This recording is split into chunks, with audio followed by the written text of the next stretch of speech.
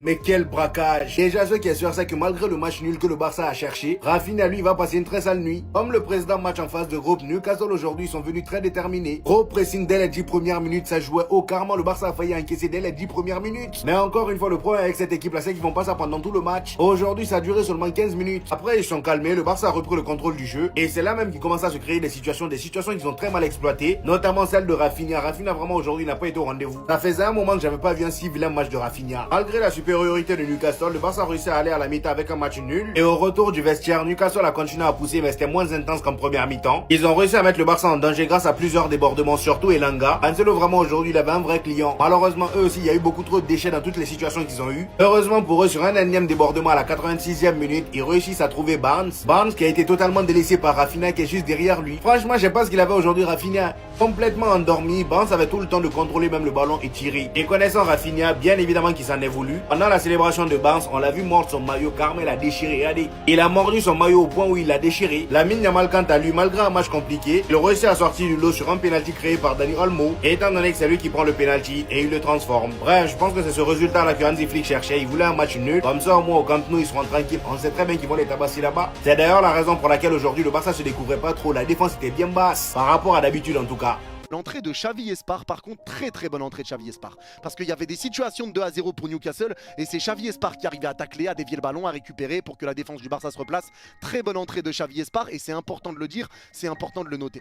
Mais en tout cas, moi je pense qu'on ne reverra pas un match comme ça du Barça et je pense que ce match-là, c'était... En fait, les Barcelonais, vous nous obligez à vous terminer à chaque fois. Vous nous obligez à vous vanner à chaque fois. Il y a un Barcelonais qui s'est réveillé aujourd'hui. Je ne sais pas quel genre de rêve il a fait. Il s'est réveillé aujourd'hui et il a décidé de se moquer du Bayern Munich. Regardez-moi la publication qu'il a fait. Donc, d'après lui, il est en train d'enseigner à Manchester United comment humilier le Bayern Munich. Voilà, vous rêvez pas, c'est exactement ça. Regardez ce qu'il a écrit. Manchester United, voilà comment on fait pour humilier le Bayern Munich. Du coup, il a mis, voilà, les photos des anciens résultats. 5-3 face au Bayern Munich. Waouh!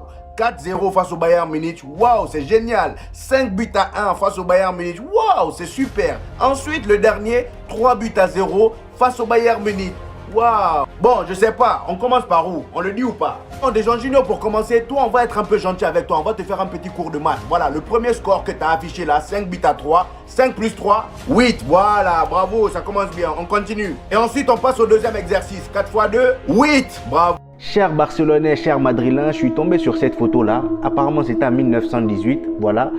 On voit très bien l'ancienneté des joueurs, leur tête, leur maillot, tout est ancien. Voilà. Le 39-0 là. Moi, c'est ça, je comprends pas. Vous allez m'expliquer. Peut-être qu'il y a des anciens joueurs du Real Madrid là. Voilà. Peut-être qu'ils ne sont pas tous décédés. Peut-être qu'ils sont encore là. Mais vous allez m'expliquer comment ça c'est possible. Hein? Le match durait une semaine, 2 mois. C'est quoi? Comment les 39 buts là ont pu rentrer sur le Real Madrid? Il n'y avait personne au goal.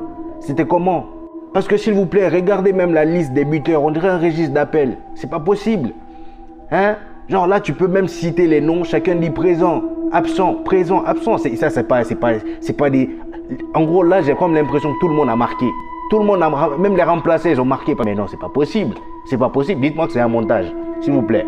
Parce que moi, mon Real Madrid que je connais n'a pas pu prendre ça. Même si c'était en 1918. Voilà, les temps ont changé. Mais 39-0, c'est abusé. Voilà, hier j'ai parlé du Bayern.